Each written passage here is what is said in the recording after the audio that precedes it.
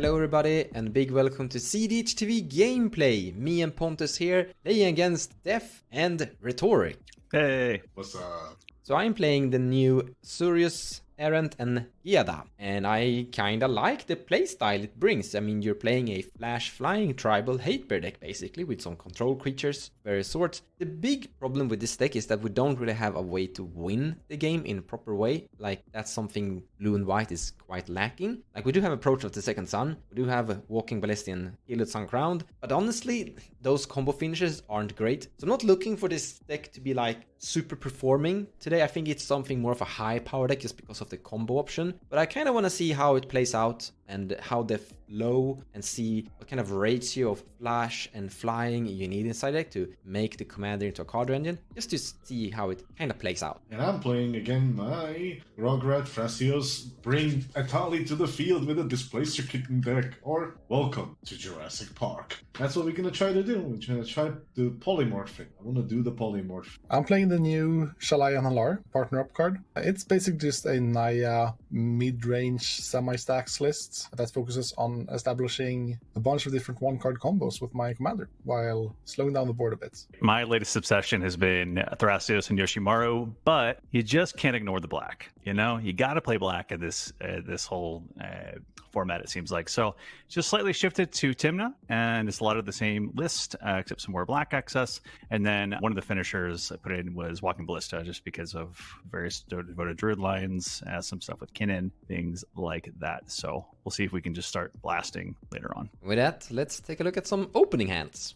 Alright, let's look at some opening 7. First one, that's interesting. We have a Blood Moon. But none of these cards get us any closer to Polymorph, so we'll take our first free mulligan. We're going first, and there's a Judgment Cavern. Basically looks almost the same, except no, let's go to 6. Hey, we have Divergent Transport. We have no land. Going to 5. We're playing 30 plus lands and nothing. Going to 4. Well, okay, so we have 3 lands on a purpose, so we can... We have to keep this. Move this to the bottom, this to the bottom. Don't want to get rid of the monomorphos. Oh, alright, we'll move the training center, and then we have 2 fetches, so... No, that sucked. But we have a turn 2 Thrasios, and then hopefully if we have some mana, we can do it. For 7, we have no lands, so that is a very easy pitch. This one, we also don't have lands. We have a Soul Ring in this, but this would be all about hope. So hope does not work well in cEDH. So we will go ahead and pitch that. We'll go to 6.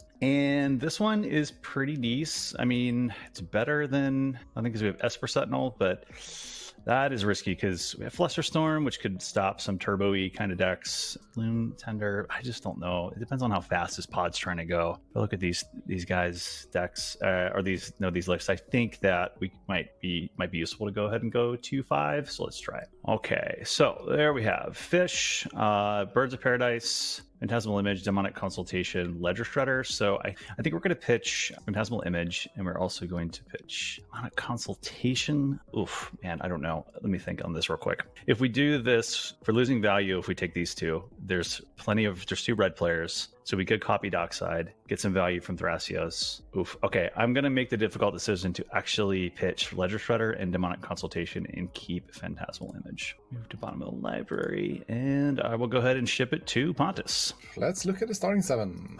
Yeah, just 1 land here kills this hand of ever being relevant. I don't think I would play this hand in this pod to begin with. We do hit death fine with this hand. This isn't the fastest pod, so we don't need to aggressively mulligan for Rule of Law. But just 1 land in a dork, I don't really like that risk, so I'm a mulligan. This hand isn't perfect. I don't think this is a hand I keep in this pod. I don't expect Dockside to be fed until like turn 3, turn 4 in this pod. And this is a hand that would look to exploit Dockside like turn 2, turn 3 at the latest. That could still happen, but the fact that I would be gambling on Dockside being good while also gambling on hitting lands is not really something I want to do. If we hit the second land here, we can do turn 1 land Mox Diamond Arcane Signet Ragavan. That would mean we had 4 mana turn 2 to cast our commander, and then hopefully 5 mana turn 3. That's actually pretty good.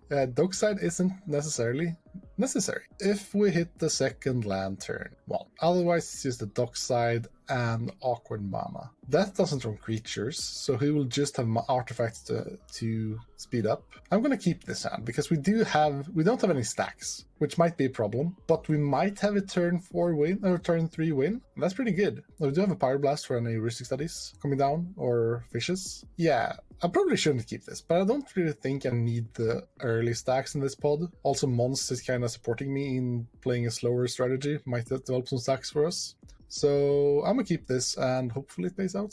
I probably should have mulled, but let's try. Go ahead, Mons. Sorry about the background, it's a little bit blurry, but it's the best quality I could find. However, the hand looks amazing! So we have 2 lands, we have a Chromox, an Arcane Signet, and a Drant Magistrate and Archivist of Ogma. So with this hand, we can do a turn 1 Draenite, and then a turn 2 Commander, and then we can build forward from there. We can also do a turn 1 Archivist of Ogma. Now we're last in turn order, so that's a little bit sad. I think people are gonna... I don't think, like, Rograkh is gonna come into play, but the Thrasios and the Tymna are usually hitting like turn 2, so I think we will be able to, like, Pontus is very commander oriented, he needs his commander to be able to win, so Draenite is interacting there. Rhetoric with his T and Thrasios and Tymna can play without their commander, but Devs, Rograkh and Thrasios is also very commander dependent. I think I'm gonna keep this hand. I think that we have enough interaction, hurt our opponents, and we will be getting our commander into play. We also have a value engine, Archivist of Ogma in hand, so we should be fine. Now let's start the match. I will draw my card for turn. Interesting. I'll play Scalding Tarn. I'll play Rograkh. I'm gonna fetch, losing 1 life.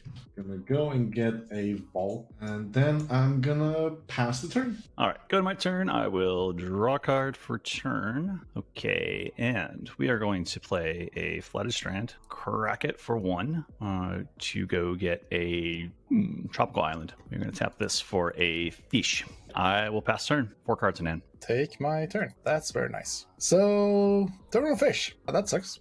But we do have the capacity to deal with it. I would love to cast both Mox Diamond and Arcane Signets, and I think that's actually what I'm gonna do. Call me greedy however much you want, you would be right, but I very much like the progression of playing out all my mana this turn, casting my commander next turn, and casting Heliod with a win, probably. The turn after that, like, we might even be able to leverage the fish into making Mons and Death not develop as hard. Me casting spells into it doesn't really help that argument, but I'm greedy, but let's go. Command Tower, land for turn. Cast a Mox Diamond. You may draw. Pitching this Flooded Strand. Tap 2 for Arcane Signets. You may draw. Tap Arcane Signet for a Ragavan. And then pass turn. Go to my turn, draw a card, play this Wooded Foothills, sacrifice it. Finding a Tundra, I'm casting a Chromox, and the fish can draw a card. I'm gonna imprint this Consider under it, so it taps for a blue, and cast a Draenite Magistrate. Let's get things straight. And then I pass the turn. Next turn, I'm gonna play this Flooded Strand, crack it for a drop. Then I'm going to pass the turn. Untap upkeep, I will pay for fish because Mons is rude and play Draenith Magistrate. So we'll do that. I will play this Bayou, tap the Bayou for a Birds of Paradise. Okay, if Birds of Paradise is good, I will ship the turn to Pontus. Take my turn. I will move to combat. I will hit Rhetoric for 2. No blocks. Ragavan trigger. Make a treasure and exile. Mana Confluence. Exile a Mana Confluence. Tap 3 mana to cast this Heliod. It's a creature spell on a stack, so you don't draw fish. If Heliod is good, I'll pass the turn. I'm gonna untap and draw a card. Land drop will be a Ursa Saga trigger. It's gonna gain a counter, so it can tap colorless. And I'm gonna cast my commander, the Errant and Giada. I will look at the top card. This is the top card of my library that I'm hovering here. I'm gonna put that one back to the top of the library. Combat! Rhetoric, take 1. I take 1. I pass turn. We are alive on turn 3. What majesty is this? Draw a card. I will play this Exotic Orchard. Then I will cast this Preordain, not paying for fish. We'll scry 2, then draw a card. I'll put one of them on the bottom, and I will draw the other one. I will cast this here Lotus Petal, not pay for fish. Then I will sack Lotus Petal and 2 lands, and I'll cast Oko, Thief of Crown. Now, Def, before you make my Dranet into a 3/3 beast, we don't need to do it this turn, right? Nobody said it's going for Draenei right now. Can we Oko the Heliod first?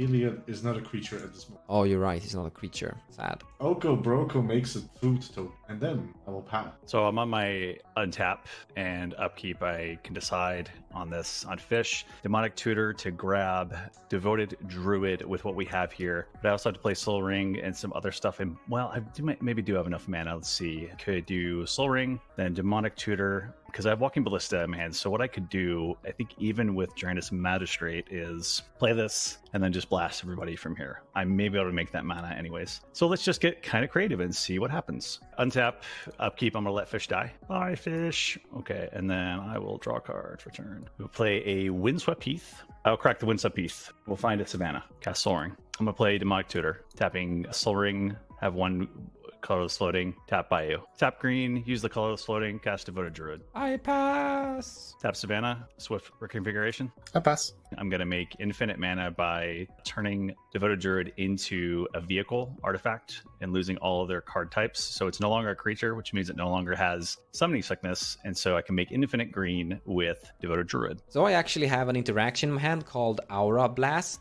Now I can't actually pay for it, but it doesn't actually work either, because if I target the Swiftfoot reconfiguration to destroy it, he can respond by putting a -1 counter on Devoted Druid to untap Devoted Druid, and then just basically sit there and activate Devoted Druid infinitely while Aura Blast is on the stack. And if we put more spot removal against it, he just activates it again and just makes more infinite on top of the interaction. So even if I would have had mana for my Aura Blast, it would not interact with this combo at all. So we have a large amount of green. I'll just say like 1,000 mana or something like that. I would like to put Walking Ballista on the stack with 400 counters on it. I think that's enough to kill everybody, right?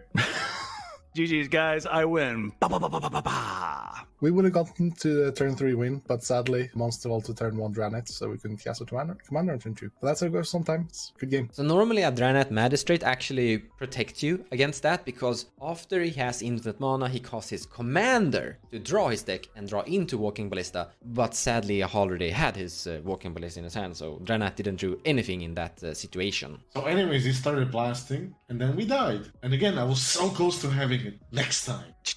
Boom.